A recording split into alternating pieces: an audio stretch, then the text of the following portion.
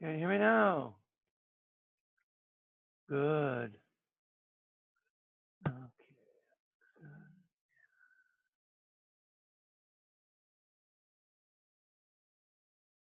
Good morning, all. Time for our last lecture of the semester. Hip hip hooray. The crowd goes wild. All right, we're going to look at diseases of the nervous system for today.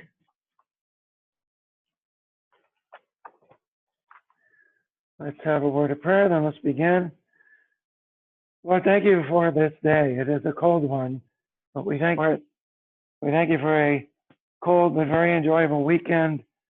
We pray now, this finals week, give us the grace to go forward in that finals week.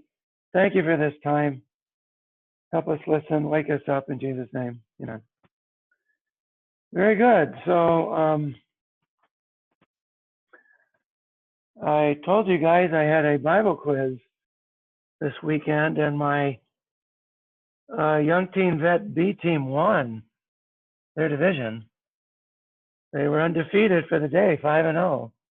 So, yeah, that was a good day for them. One of my quizzers took second in individual quiz, so yeah, kudos to them. It was a long day, though, that's for sure. All right, so let's go ahead and get into diseases of the nervous system. So let's begin with a 17-year-old.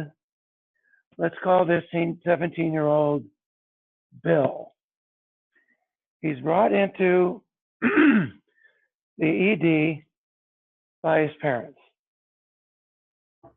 He has a fever, he has a headache, and he has photophobia. He doesn't want to look at the light. The light really hurts. When you examine him, he has neck stiffness. And then he has positive signs for Koenig and Brzezinski signs. So if you haven't heard about Koenig and Brzezinski signs,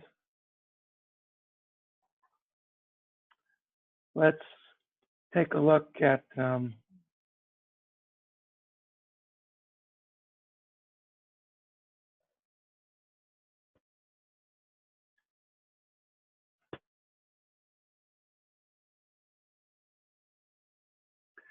so here is a Koenig sign.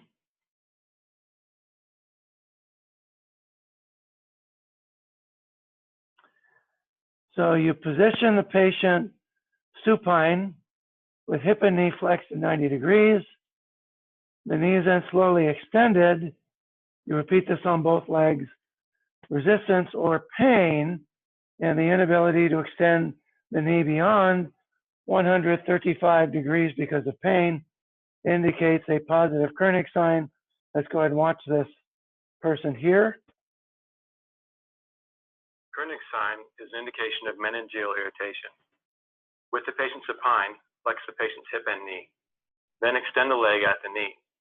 Back pain and resistance to straightening is a positive Koenig sign. When the sign is positive bilaterally, it is even more suggestive of meningeal irritation. Okay, Tom, I'm going to bring your leg up, and I just want you to tell me what you feel as I do this. Okay. This is a positive Koenig sign.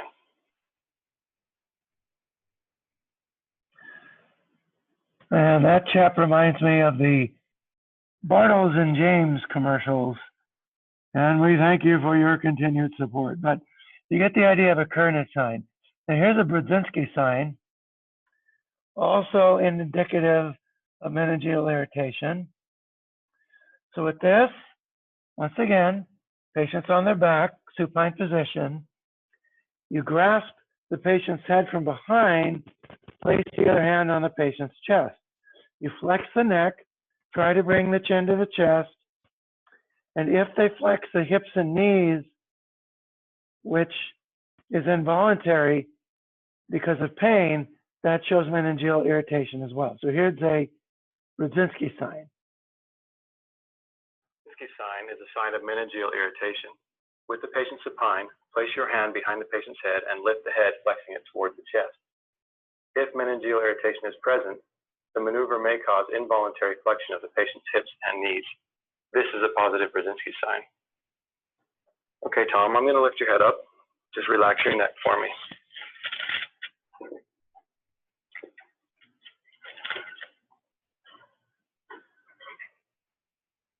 And there's a positive Brudzinski sign. So those are your Koenig and Brudzinski signs.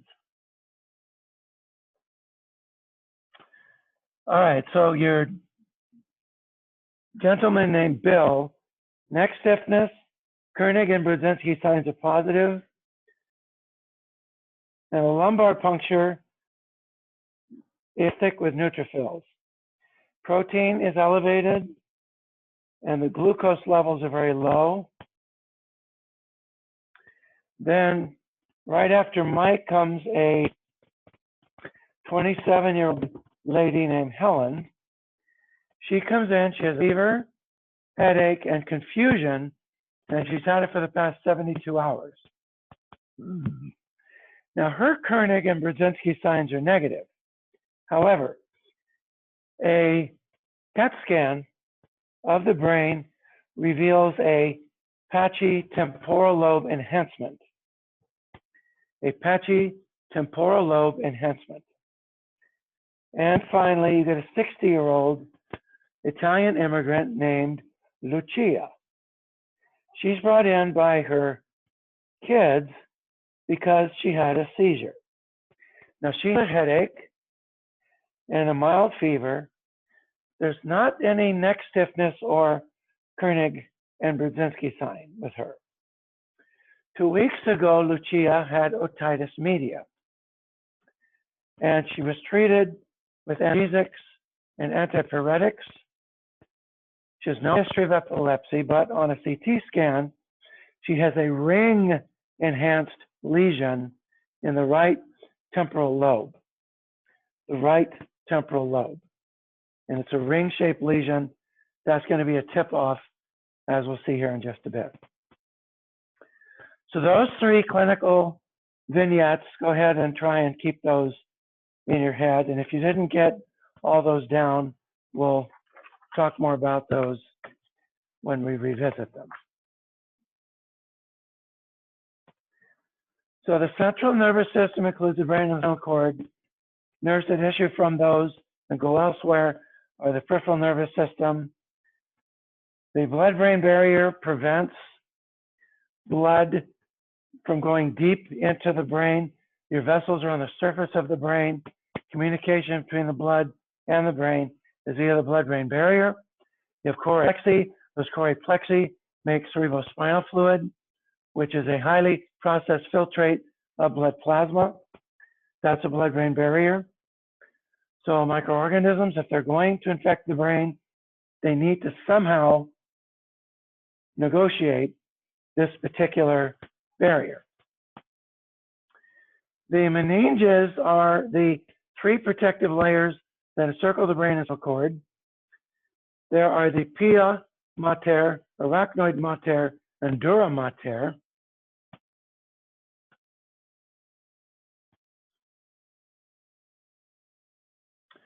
So the dura mater is the outer layer. It connects the meninges to the skull and the vertebral column. It's composed of a tough, fibrous, connective tissue. It surrounds the brain. It consists of layers. There's a periosteal layer that connects the dura to the skull. And it covers the meningeal layer. The meningeal layer is the actual dura mater, and between the two layers are channels called the dura venous sinuses. These will drain blood vein to the internal jugular vein, where the blood gets returned to the main circulation. The meningeal layer also forms the so-called dural folds. These divide the cranial cavity into the different compartments that support and house various divisions of the brain. The cranial dura mater also forms tubular sheaths that cover cranial nerves within the skull.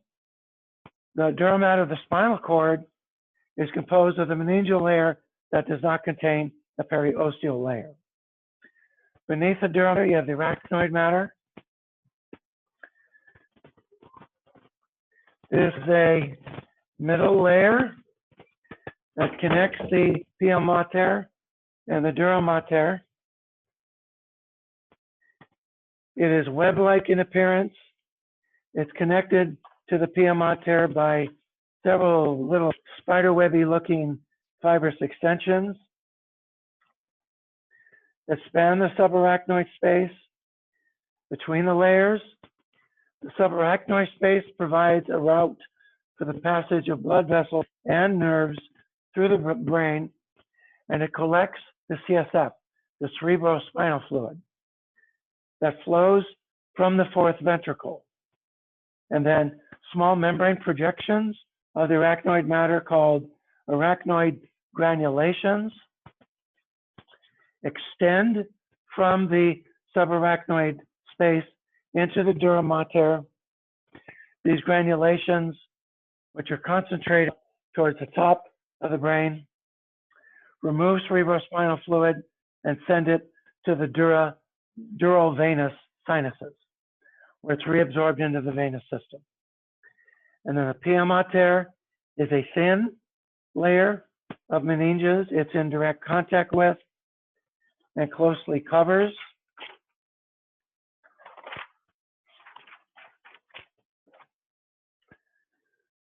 the cerebral cortex and spinal cord. This has a very rich supply of blood vessels. It provides nutrients to the tissue, the nervous tissue. It also contains the choroid plexus, a network of capillaries, and then specialized ciliated endothelial cells called ependymal cells that produce the CSF. The choroid plexus is located within the cerebral ventricles.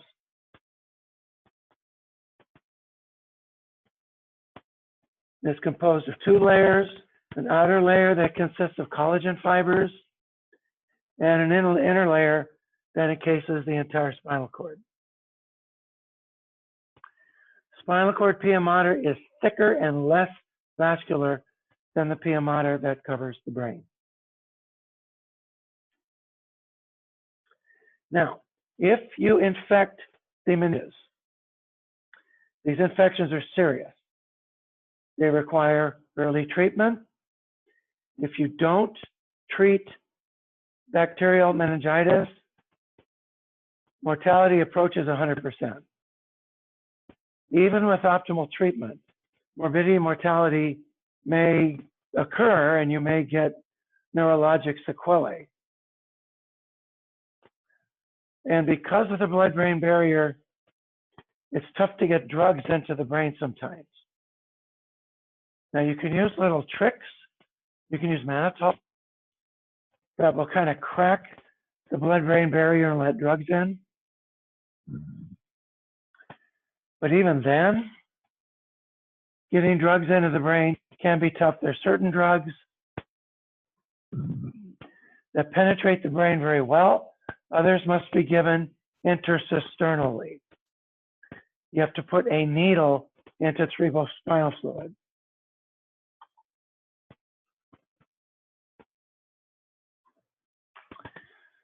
So some of the main culprits of bacterial meningitis are shown here. So meningococcal meningitis is caused by Neisseria meningitidis.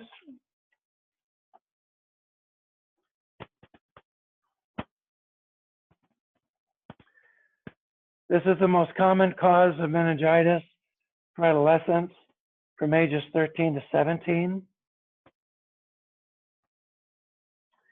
Haemophilus influenzae is not nearly a problem anymore because of the vaccine.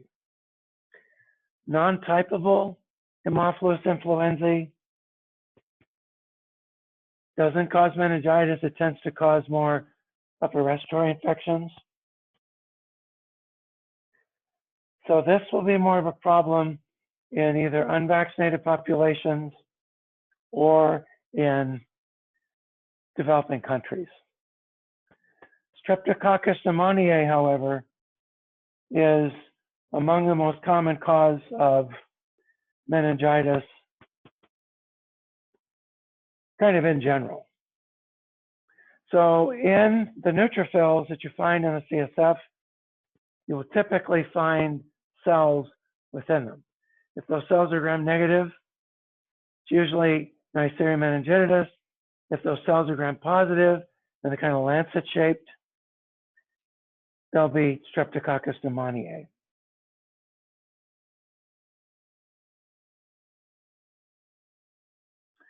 So here is that structure that we talked about of the meninges. I won't go through that again, but I will just point out again, the dura comes in these two layers, periosteal, meningeal. Then you have this spider webby sort of arachnoid mater. There's your subarachnoid granulation. There's your pia mater. And here's the scalp, and what have you. Very good. Let's talk a bit about the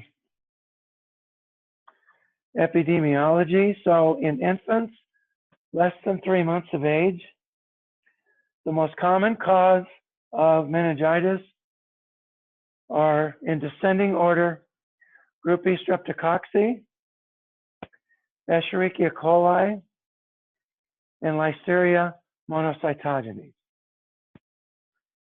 And Listeria comes from the mother, crosses the placenta. In adolescents, 13 to 17 years old, the most common causes of meningitis are Neisseria meningitidis and Streptococcus pneumoniae. Used to be Haemophilus influenzae, but not so much anymore. In children, 3 months to 12 years old, and in adults, most common causes of meningitis are Streptococcus pneumoniae, which is the most common, followed by Neisseria meningitidis, and then Haemophilus influenzae. And then, I don't know why it's not on here, but Listeria monocytogenes is important to consider in adults over the age of 50 or those who are immunocompromised. And then Staphylococcus aureus is more common in individuals with a history of neurosurgical procedures or trauma to the head. And in adults over 50, strep pneumoniae will be your most common cause for sure.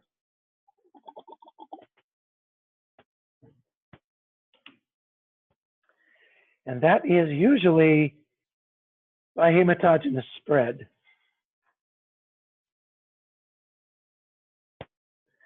Now, there are some other meningital infections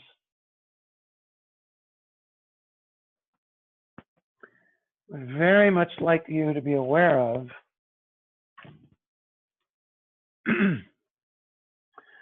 First of all, tuberculous meningitis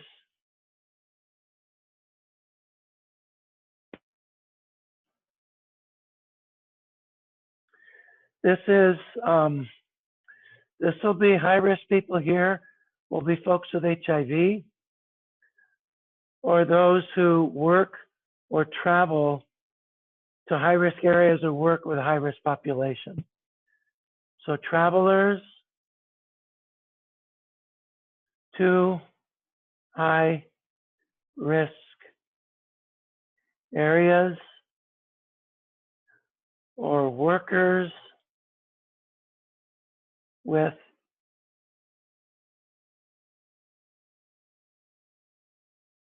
high-risk people. Remember, Mycobacterium tuberculosis, it can travel anywhere once you get secondary tuberculosis. So those infected macrophages, they can travel to the brain, or reactivated tuberculosis, again, can be carried by macrophages or can, by hematogenous spread, make its way to the brain. Then in cases of unrecognized Lyme disease, there's Lyme meningitis.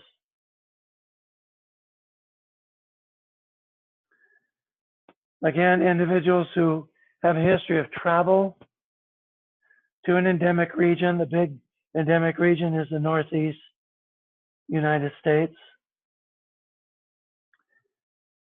Lyme disease is not so much a problem in Jackson County. It is a problem in other parts of Michigan, mainly in the north. Then finally, Rocky Mountain spotted fever, which is caused by Rickettsia derm center, the dog tick.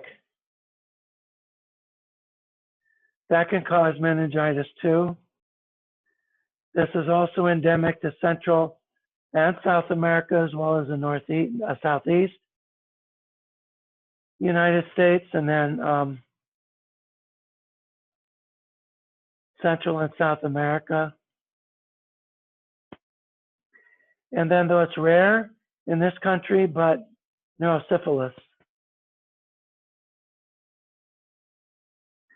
But this is with a history of untreated syphilis, especially in immunocompromised patients.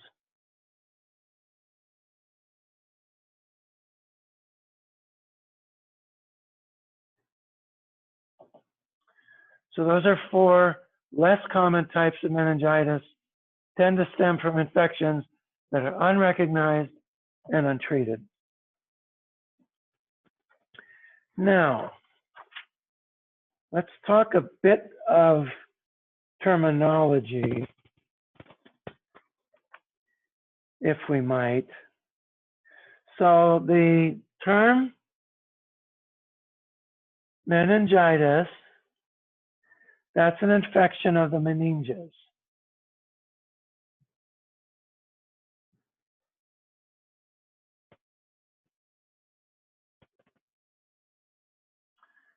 However, if you infect the brain parenchyma, you then have an encephalitis. So here you're infecting the brain parenchyma.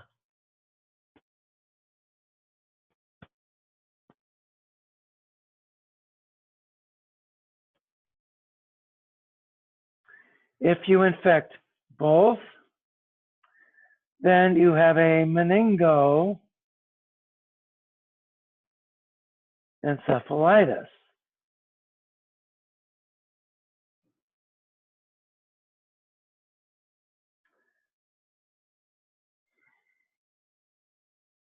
Keep in mind, meningitis can also be caused by viruses. An encephalitis, a pure encephalitis, is usually viral. Usually. A meningoencephalitis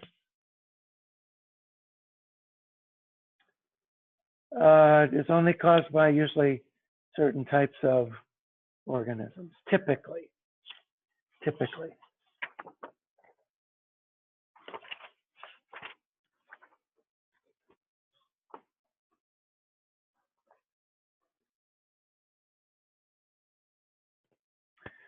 So again, these mainly viral. Again, pure encephalitis. You don't have meningitis, therefore you won't have meningital signs. You won't have a positive Kerr-Brzezinski sign and what have you.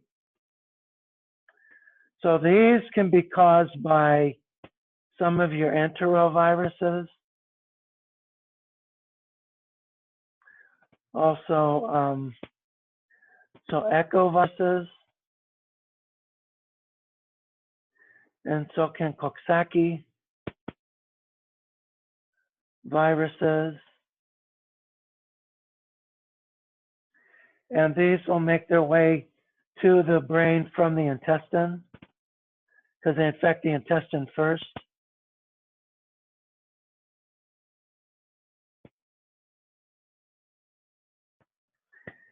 And meningoencephalitis is caused by herpes simplex virus.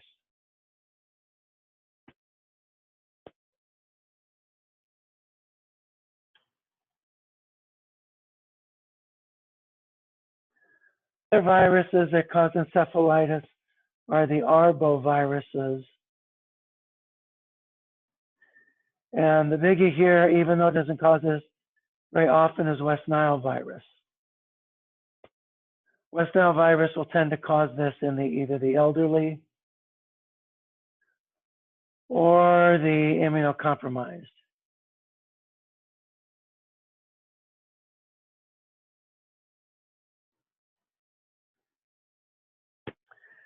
Another cause of encephalitis would be varicella zoster virus, which can cause a life-threatening encephalitis in immunocompromised patients. And then keep in mind also that mumps and measles as complications can cause an encephalitis. That's pretty rare because of vaccination. So measles can cause the subacute sclerosing panencephalitis, so-called SSPE. That can appear up to 10 years later after the infection.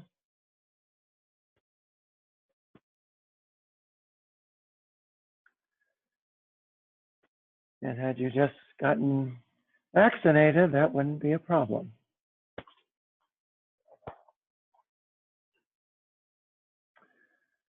Oh, and I would be remiss. Another type of meningoencephalitis can be caused by malaria. Malaria can cause a very dangerous meningoencephalitis, and then fungi as well, which we'll get to here in a bit. Okay.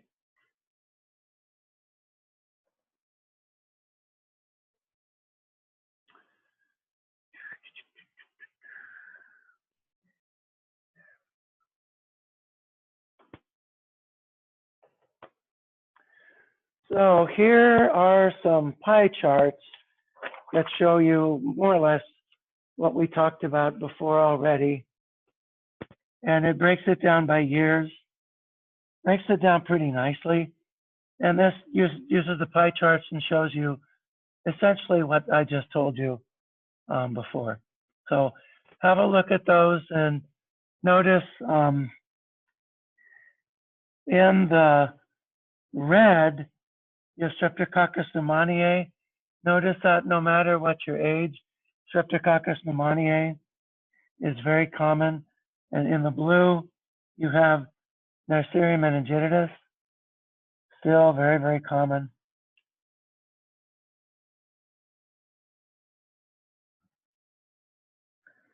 And then the cause of streptococcal meningitis with the introduction of the vaccine. And you can see here, once the vaccine was introduced, the PCV7 type that caused such aggressive meningitis really fell. Boy, I can't think of a more powerful justification for vaccination.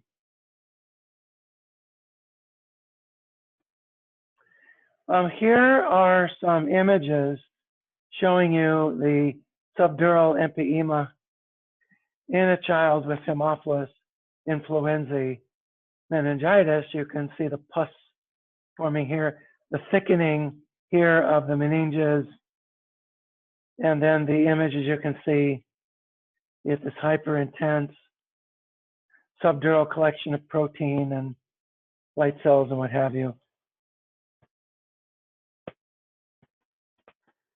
And you see it back here too.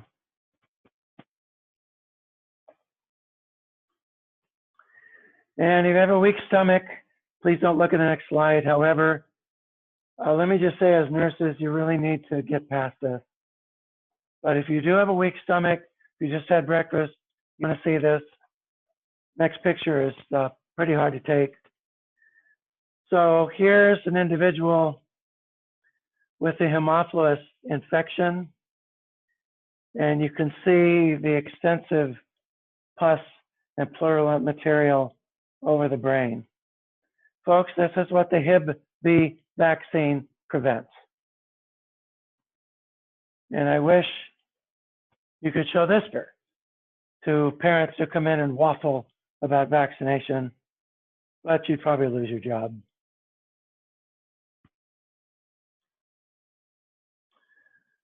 All right, so the treatment of streptococcal pneumoniae is typically with penicillins. Now, there's an issue here because Streptococcus pneumoniae is starting to show higher and higher resistance to penicillins. So very often, because you have to treat right away, you don't wait for cultures of the CSF or blood cultures or something like that. Usually what you'll do is you'll treat with a third generation cephalosporin, like ceftriaxone, and then you'll combine that with vancomycin. That will hit the resistant gram-positive bacteria. Ceftriaxone is very effective against Neisseria meningitidis.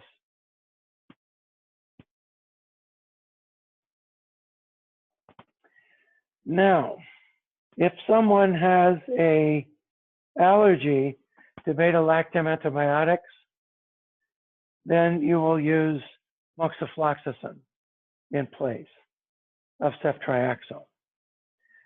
Also, remember, in infants under 3 months of age, you never give ceftriaxone because of potential biliary sludging and cholestasis.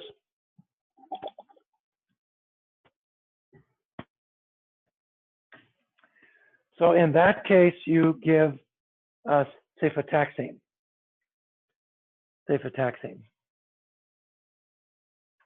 If your individual is over 50 years of age and or immunocompromised, then you have to consider Listeria monocytogenes. And Listeria is resistant to cephalosporins. So you use ampicillin to treat Listeria monocytogenes infections. Also, I have a note here. If you have intermediate resistance, you can add rifampin. Rifampin penetrates the blood-brain barrier quite well, and it seems to decrease the susceptibility of intermediately susceptible organisms to third-generation cephalosporins. So that's a little trick you can use for treating bacterial meningitis.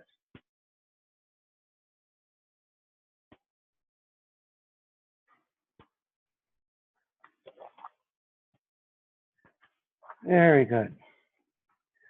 Okay, let's talk about Listeria monocytogenes. So Listeria is a rod-shaped, gram-positive bacterial cell. It's catalase and oxidase positive. It's a facultative anaerobe. Doesn't form spores. And if you grow blood agar, it is beta hemolytic. It's a motile bacterium, but its motility depends upon on the temperature. If you grow it at 37 degrees, it's motile.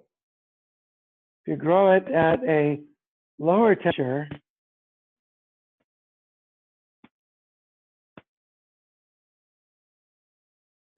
if you grow it at a higher temperature than 37 degrees,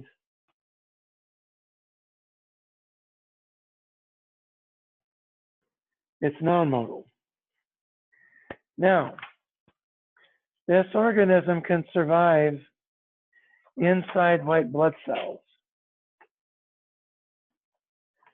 And it co-opts the actin cytoskeleton to move around the cell.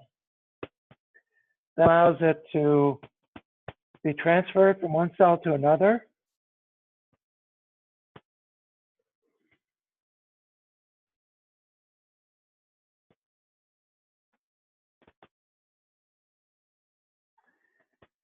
It secretes a couple of toxins. It secretes a bacterial phospholipase that degrades membranes. So when it's phagocytosed by cells, it degrades the phagosome. So the lysosome never has a chance to fuse with it and kill it. Then it makes a toxin called listeriolysin.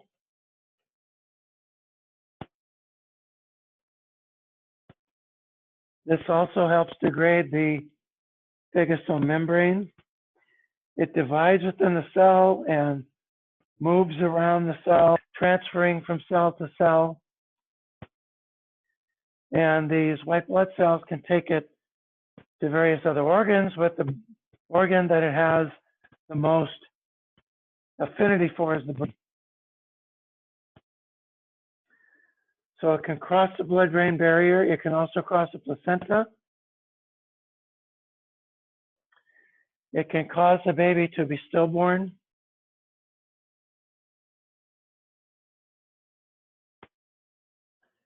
If the baby comes to term, however, the baby will be born with neonatal sepsis and meningitis.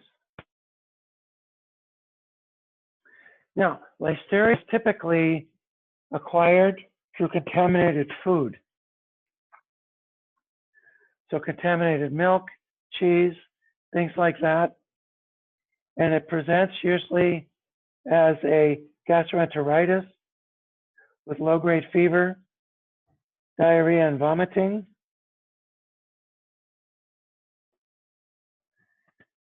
And people with a healthy immune system, it stays there. With disseminated listeriosis, there's a high fever, muscle pain, and additional symptoms. The organism can also cause abscesses.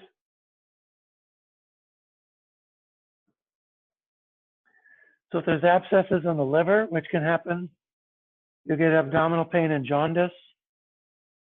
With meningitis, you'll have headache, stiff neck, and altered mental status.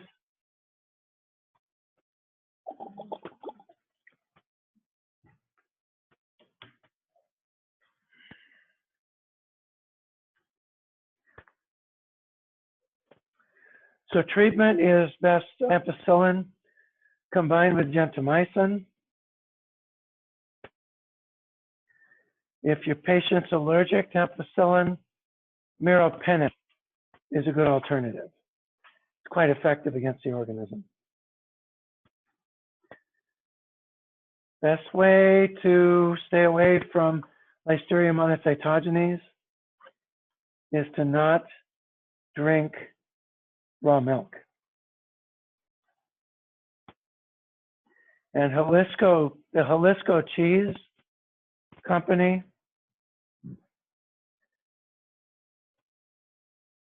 passed Listeria in many of their cheeses because they were using raw milk, Altadena dairy. Altadena dairy has been slapped several times by the FDA for contaminated products.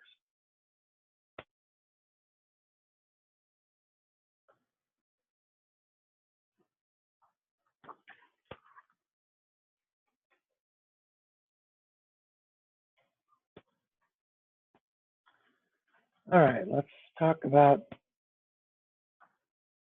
abscesses. Now, if the organism gets walled off from the rest of the brain, it forms an abscess. Abscesses in the brain, they can develop from nearby infections, such as otitis media, or mastoiditis, or even sinusitis, or, for that matter, dental infections. Dental infections.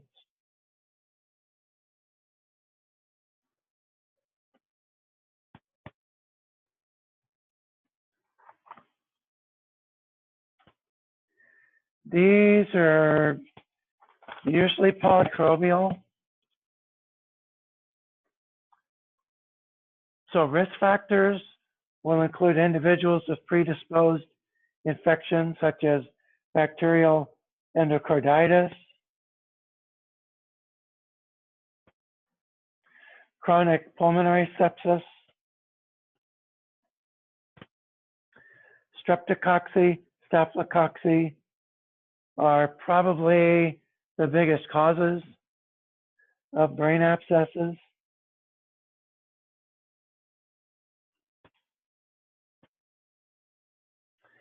Gram-negative bacteria, Klebsiella, Escherichia coli, and then anaerobes like Bacteroides can also cause this, and so can,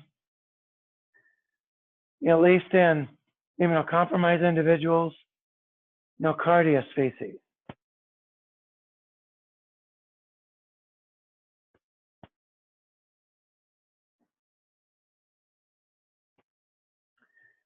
There are some parasites that also will cause brain abscesses.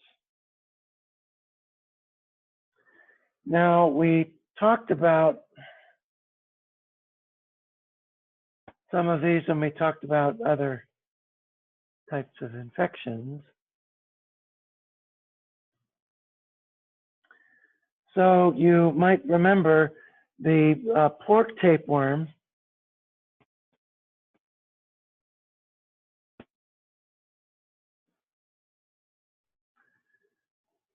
Taenia solium.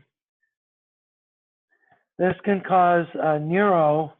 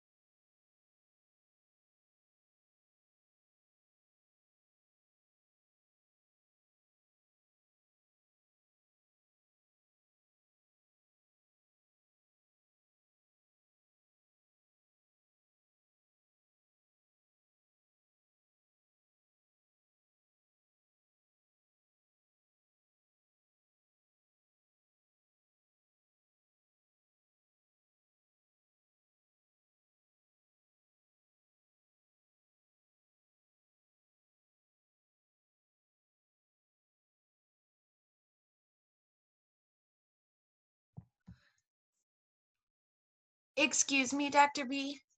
Not to interrupt, but we can't hear you right now.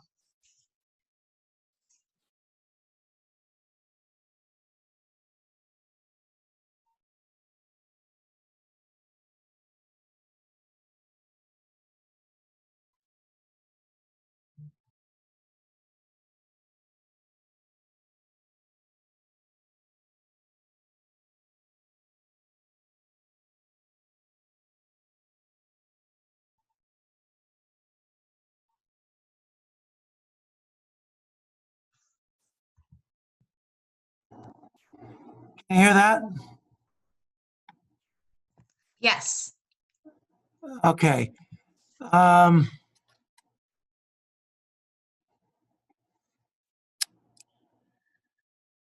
I'm not sure what happened to my Bluetooth.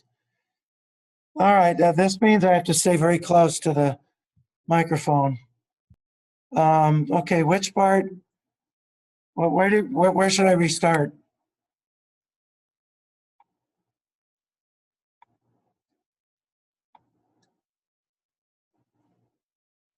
I was talking about brain abscesses. Where should I restart? I think you cut out when you started talking about cats. Cat. Okay. Well, not the musical. All right. So Toxoplasma gondii, it's a protozoan. You get it from cats. It's kind of it's got a bit of a pointy edge end to it. Yeah, that's the best artwork you're going to get out of me on Toxoplasma. So it tends to cause kind of a flu-like disease. So it causes an upper respiratory infection that can be a really mild pneumonia, can be even a walking pneumonia. Most people, in most people, it's asymptomatic.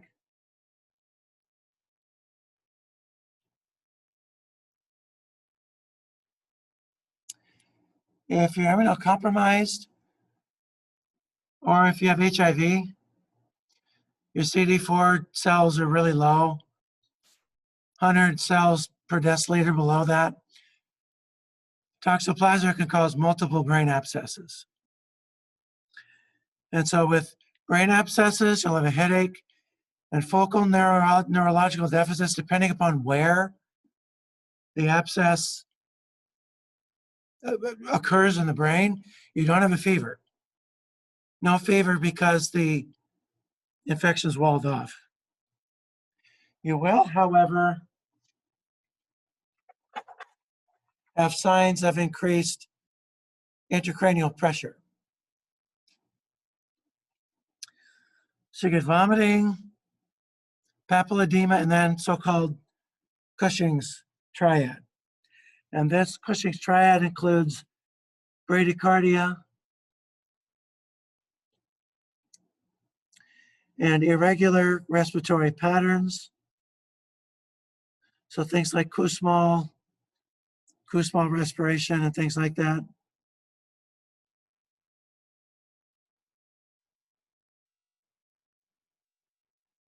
Shane Stokes, breathing patterns, all that.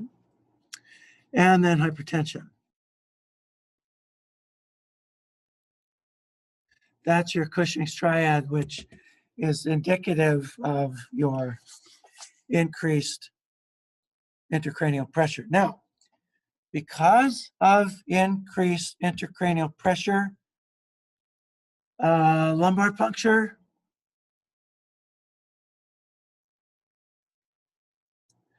is contraindicated.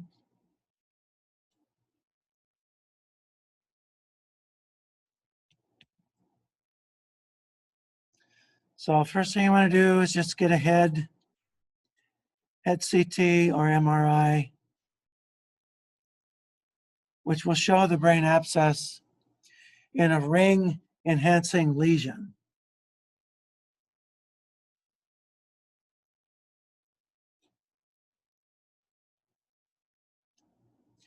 And this is easy to do in an emergency. And with abscesses, surgical drainage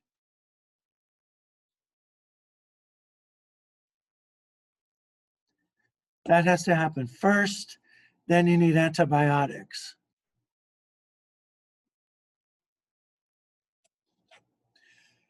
If you just give antibiotics, they can't penetrate the abscess.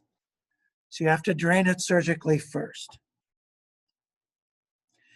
And commonly, again, these infections are often polymicrobial, but you usually use vancomycin.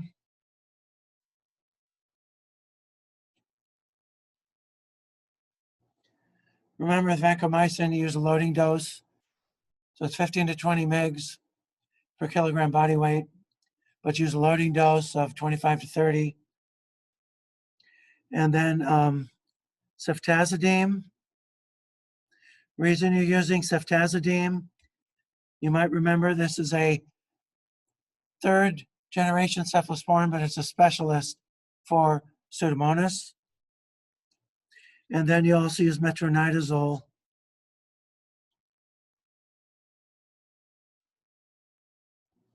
That's to hit the anaerobes. And also for the increase intracranial pressure, steroids do a very good job with keeping that pressure down. Now, if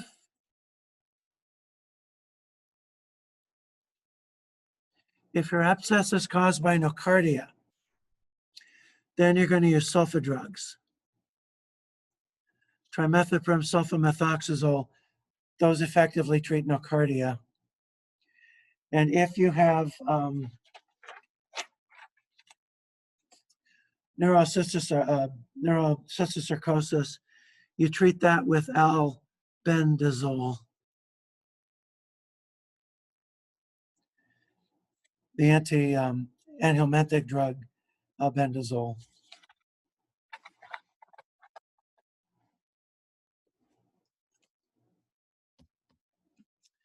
Now, with toxoplasmosis,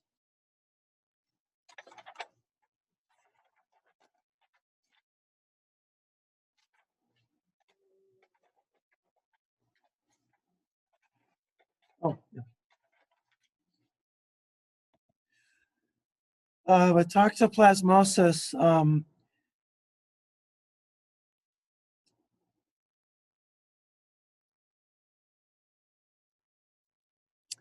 you will usually want to do a brain biopsy.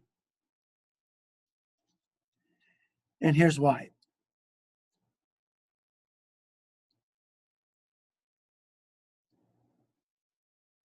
If you have a primary toxoplasmosis and you have a ring enhancing lesion, you might also have primary central nervous system lymphoma, because that can cause ring enhancing lesions too. Now, if your ring enhanced lesions are due to toxoplasma, then you're going to treat with a drug called pyrimethamine.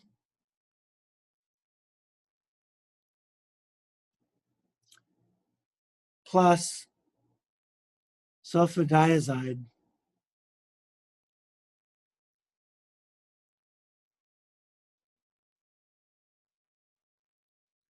Sulfadiazine. These are drugs that prevent the synthesis of folate. So these are anti-folate drugs.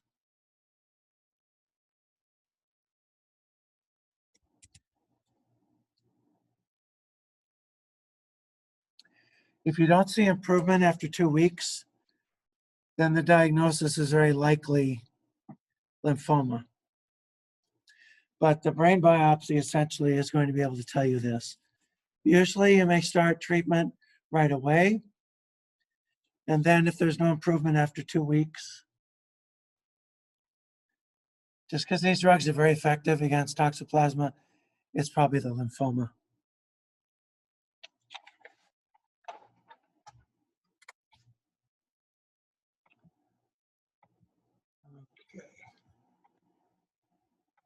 Back to the ranch here. Oh, good night. I'm sorry, I lost track of time. Okay, it's break time. Go ahead and take 5, and then we'll come back and finish this out.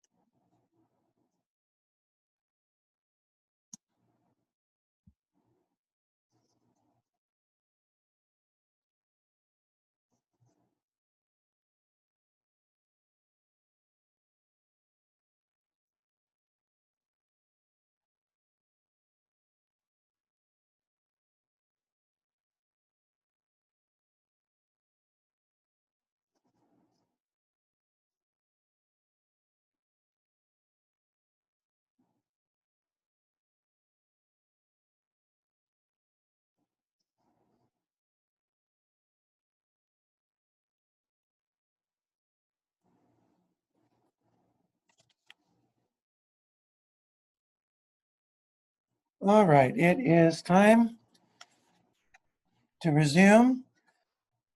So this slide right here simply shows you the types of organisms that cause brain abscesses. And again, you can see that many of these infections are in fact polymicrobial, some are monomicrobial. But as I said, strep and staph are the biggest culprits here, with an honorable mention coming to the enteric bacteria and what have you, and then the anaerobes are below, parasites, fungi, other things, and so on and so forth. And this CT scan here shows you the results of a brain abscess. That's a particularly big one, but you see the point there. All right, let's talk about some of the viral infections of the brain. And no discussion of meningitis would be complete without some discussion of rabies. So rabies is a rhabdovirus. Rhabdovirus, that's RHABDO virus. It's a negative stranded or negative sense RNA virus.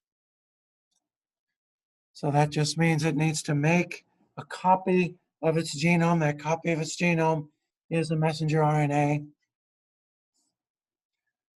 Oh, incidentally, this is a complete aside. So the Moderna vaccine and the Pfizer vaccine, which are RNA vaccines, are up for discussion for approval on the 10th of December, which is, of course, very soon. They'll probably get approved. Pfizer vaccine is up for discussion on the 10th. Moderna is up for discussion on the 18th. And the nonsense on the web that you can see on Facebook, on Twitter, on podcasts about the RNA vaccine. This is going to change our genes. It's just like I Am Legend with Will Smith. Oh my goodness, people are getting their medicine from a science fiction movie. This is a RNA vaccine. RNA vaccine. It gets into your cells. Your cells make the SARS-CoV-2 spike protein. Your immune system responds to it. The RNA is degraded. Probably by the time you get a good, robust immune system, none of that RNA is even alive. The idiocy that I am seeing on the web right now is just ridiculous. Microchips in the vaccine, blah, blah, blah, blah, blah, blah, blah. Bill Gates and all this conspiracy nonsense. Folks, when you start working as nurses, when you get on the floor, be prepared for some of the wildest conspiracy theories that'll just make you laugh out loud when you first hear them. And then you have to understand people are trying to be serious. Yeah, anyway. So back to rabies. So this particular virus comes from animal bites, comes from the saliva of animal bites. You can also get it rarely from droplets, like in a bat cave. The glycoprotein spikes on the virus bind to nicotinic acetylcholine receptors on the plasma membrane of muscle cells. Then the virus will cross the neuromuscular junction where it will enter motor neurons. It'll replicate in motor neurons. Then it uses the motor protein dynein to move a few millimeters a day in a retrograde fashion up the peripheral nerve towards the central nervous system. When it reaches the CNS, it spreads to other organs like the salivary glands. So your cells will have inclusion bodies in them, like you see here in this picture. These are called Negri bodies, Negri, Negri bodies, after the great neuroscientist who discovered them. They will be found in the Purkinje cells of the cerebellum. They'll be found in the pyramidal cells of the hippocampus. They're stained with eosin dyes, so they're eosinophilic. It stains them dark pink. Incubation period of rabies is 1 to 3 months. This depends upon where you were bitten. It's transmitted by wildlife, bats, raccoons, skunks, and foxes, and of course dogs. Early symptoms are malaise, headache, fever, paresthesia, which is a tingling or itching or burning sensation that radiates from the site of infection. There are two typical syndromes of rabies. One is encephalitic,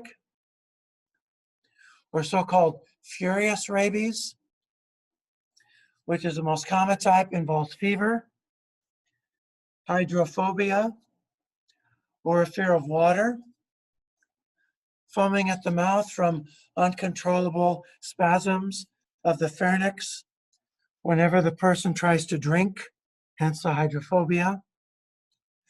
Other symptoms include excessive saliva production, dilated pupils from an overactive autonomic nervous system. Person becomes agitated, aggressive, and then they fall into a coma.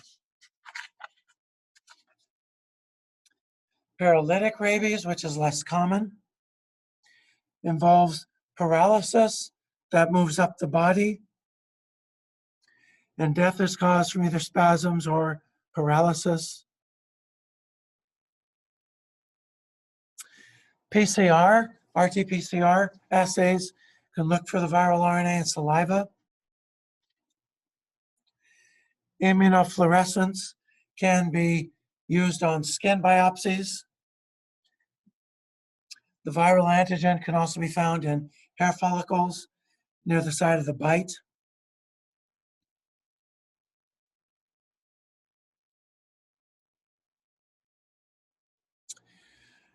Post-exposure treatment involves cleaning and then giving human rabies immunoglobulin and a killed vaccine for the development of active immunization.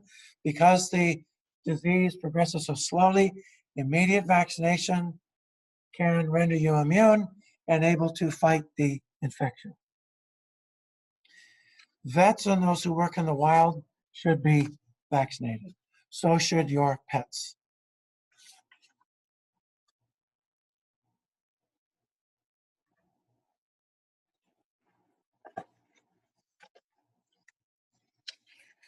So encephalitis, viral encephalitis,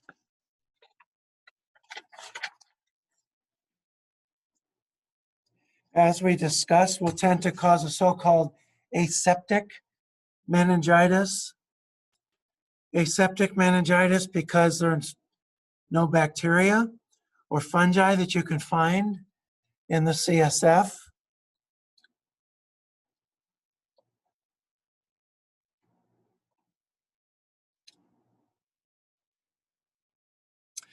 In normal cerebrospinal fluid, protein levels will range from 15 to 50 milligrams per deciliter, 15 to 50.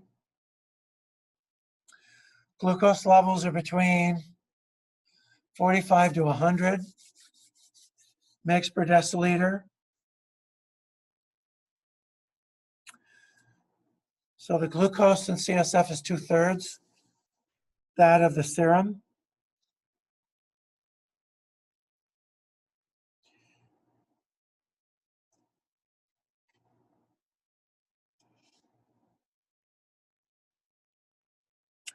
The opening pressure is about 200 millimeters of water. And there might be about 5 white cells per cubic centimeter. 70% of those white cells are usually lymphocytes. 30% are monocytes. Very, very few neutrophils. If you have bacterial meningitis, your pressure will be above 200 millimeters of water. You'll have an elevated white count. This is called pleocytosis. Pleocytosis.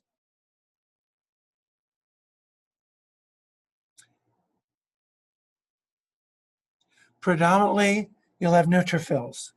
Over 80% will be neutrophils. That's indicative of a bacterial meningitis. Now, if you have a lymphocytic pleocytosis, that tends to indicate a viral meningitis. And if you have a monocytic pleocytosis, over 50% of your white cells are monocytes. That suggests either tubercular or fungal meningitis.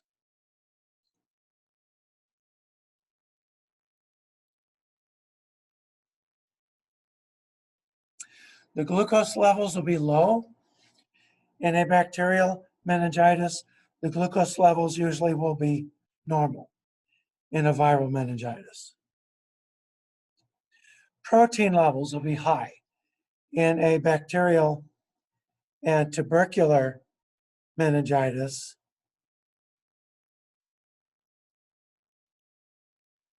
So they'll be between 100 to 500 milligrams per deciliter instead of the normal 15 to 50. They won't be as high in fungal and viral meningitis. They'll be between 15 to 200.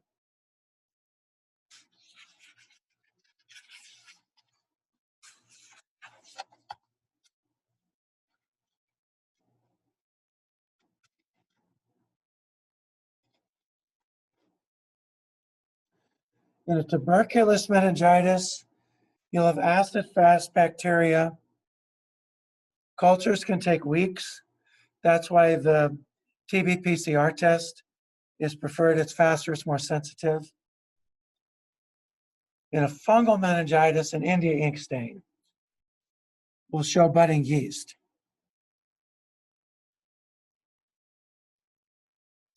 Now, for viral meningitis, very often PCR tests are what you want to do, but in West Nile virus, your serology test is the best way to go. So this is a pure encephalitis.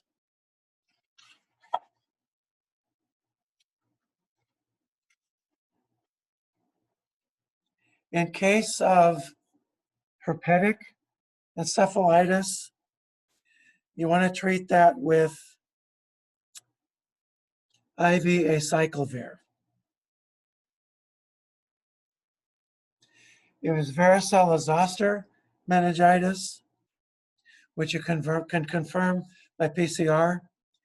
You treat with intravenous ganciclovir or foscarnet. Other types of encephalitis don't have treatments. So these other types of encephalitis, the Eastern and Western and Venezuelan equine encephalitis, they tend to be self-limiting. Same thing as St. Louis encephalitis. They tend to resolve on their own. You don't have the signs of meningitis, but you'll have headache, photophobia.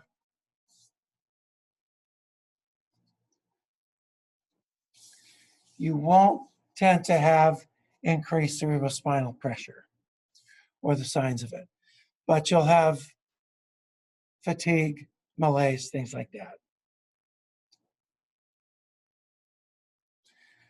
The issue with these is in children, in infants. You can have disease that can actually kill people. And you can see that the tendency to get this disease, this is for West Nile, doesn't cause many symptoms, but in the elderly, you can all of a sudden get encephalitis. that can actually be fatal.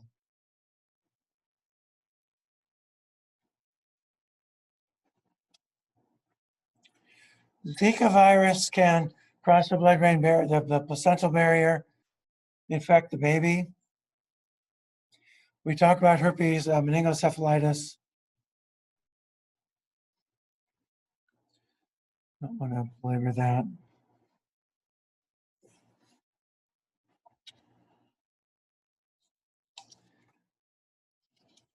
We'll come back to leprosy if we have time for it.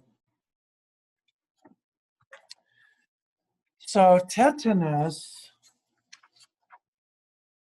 is a toxicosis, but because the organism can live in deep tissue as an anaerobe, and it can secrete the very powerful tetanus toxin, tetanus is a disease of wounds. So the disease is going to prevent the release of the inhibitory transmitter, neurotransmitter glycine. Because of this, the muscles are no longer checked by an inhibitory tone, and you get excessive muscle contractions. The jaws will flex. The larger muscles will contract in an uncontrollable, painful manner. Bones can sometimes break. The first muscle to experience this is the masseter muscle, causing so-called trismus or lockjaw. And then the disease causes this grimacing called rhesus sardonicus. Rhesus sardonicus. And then the back will arch like this. This is called opisthotonos. Cardiac distress can occur during the spasms. The spasms are of short duration, but they're exhausting. It can take weeks for a patient to die from tetanus. Diagnosis is by means of symptoms. Massive doses of clindamycin and penicillin are effective. Usually the patient will need an artificial breathing apparatus to keep the respiration going. Spasms can be controlled with barbiturates and diazepam, which is a barbiturate. Intrathecal injection of human gamma globulin are also effective. The vaccine for tetanus is really the best preventative. Also, if you get a wound due to a nail or something like that, best thing you can do is to clean it, smear it with antibacterials, put a Band-Aid on it, and then make very sure your tetanus is up to date. Whereas tetanus causes a tensing, botulism causes a flaccid paralysis.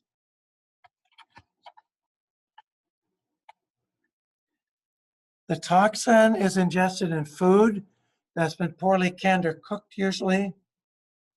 It prevents the release of acetylcholine at the neuromuscular junction. That prevents contraction, and you get a flaccid paralysis.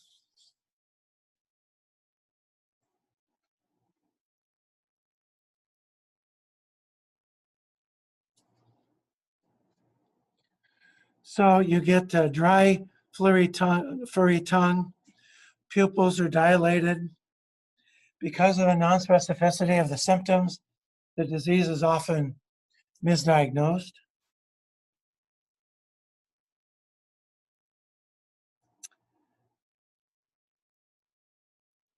There is an antitoxin that's been used for years.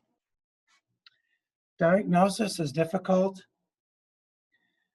If someone has botulism, the CDC needs to be notified.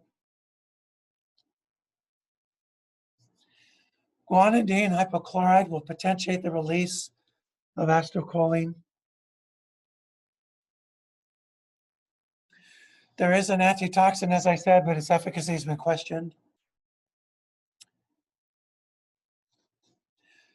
If you draw blood from the patient, it needs to be sent to a lab specialized in identifying botulinum toxin.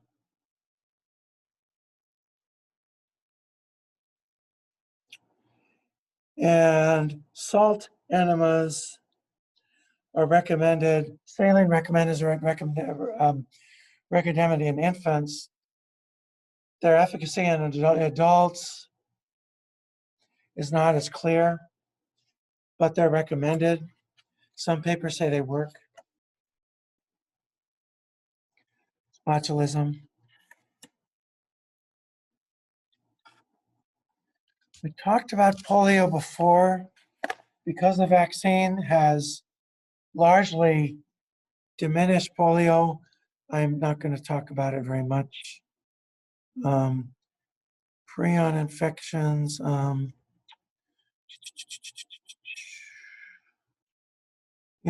me talk about an infection you're much more likely to see.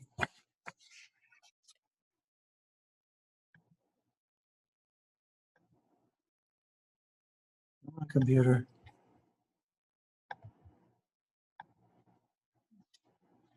Okay, you're getting focused.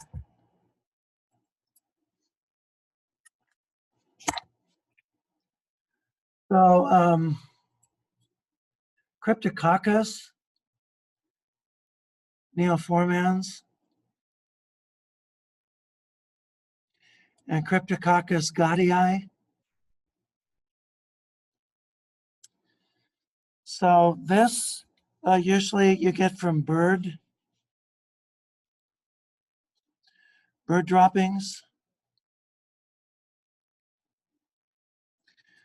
It grows as a filamentous fungus.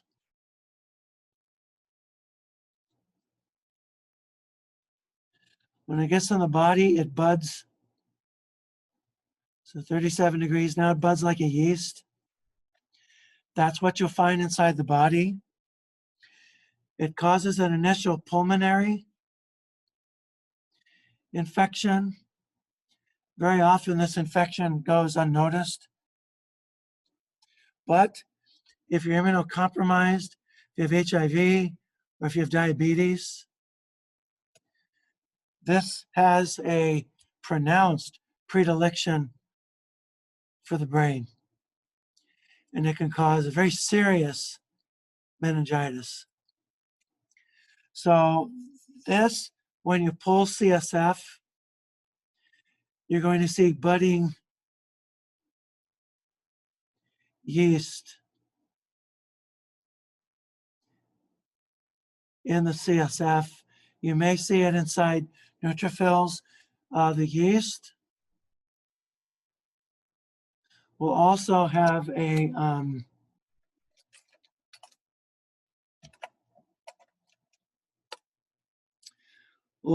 clear layer around it. This is a capsule. Capsule can be visualized using India ink, just like we used in the lab. This capsule is very antiphagocytic. So this disease causes marked increases in intracranial pressure. You can get disruption of the chorionic villi. Very often, the pulmonary infection, at least in a third of patients, is asymptomatic.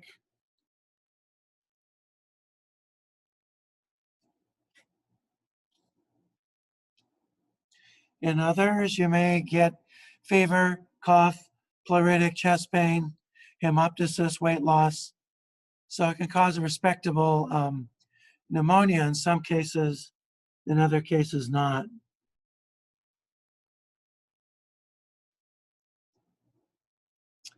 So the neurologic manifestations, as we said, that you'll get will be headache, fever, nuchal rigidity, mental status changes, seizures, and then it can cause abscess, but not commonly. And you get some skin manifestations too sometimes. So there is a, so culture, it'll grow on the stuff called, it's French, so it's subroglucose, agar. There's a good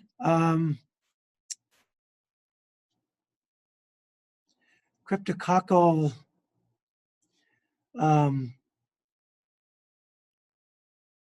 capsular antigen test. That's probably the most reliable test. There's also a latex agglutination test.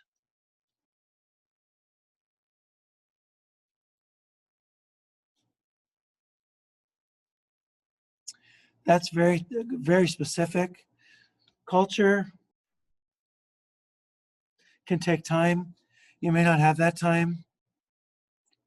So you're going to treat in the brain with amphotericin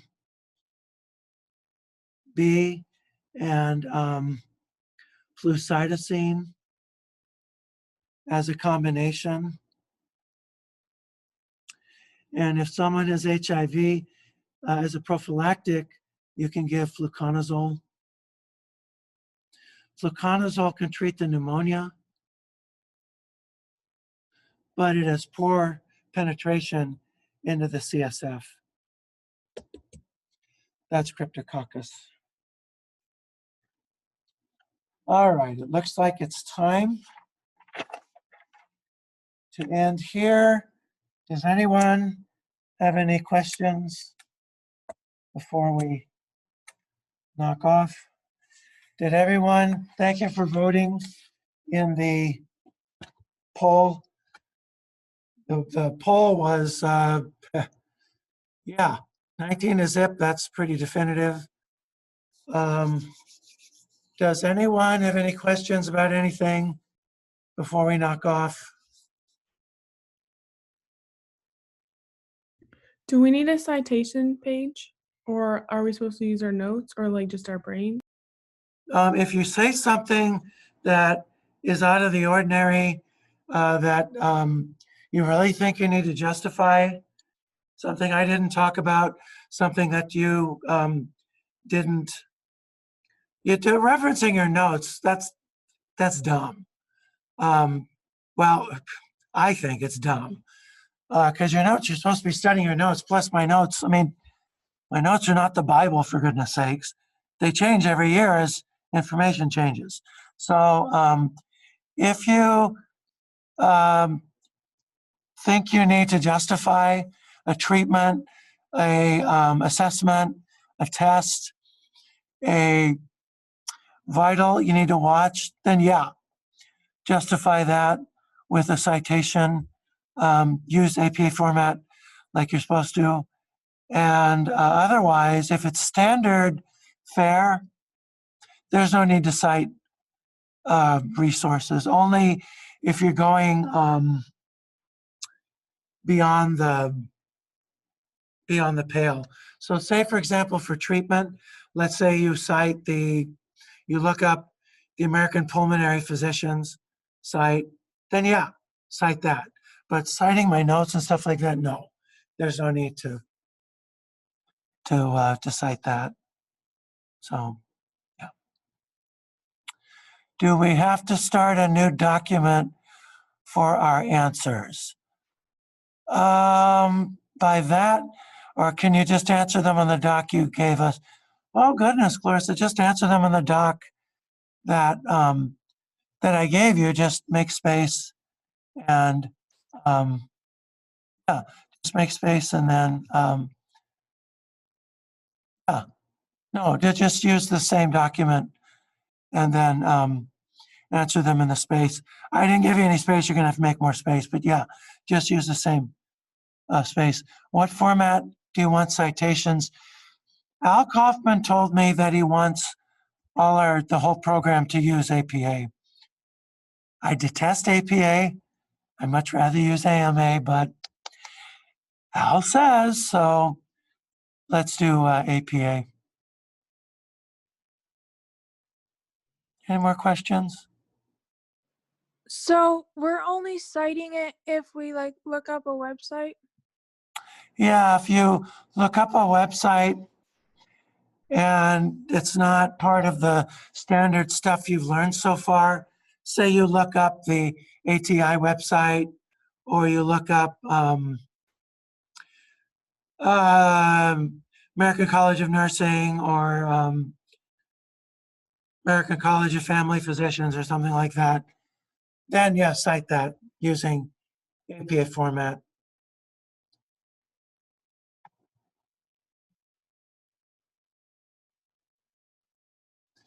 Okay. Any more questions?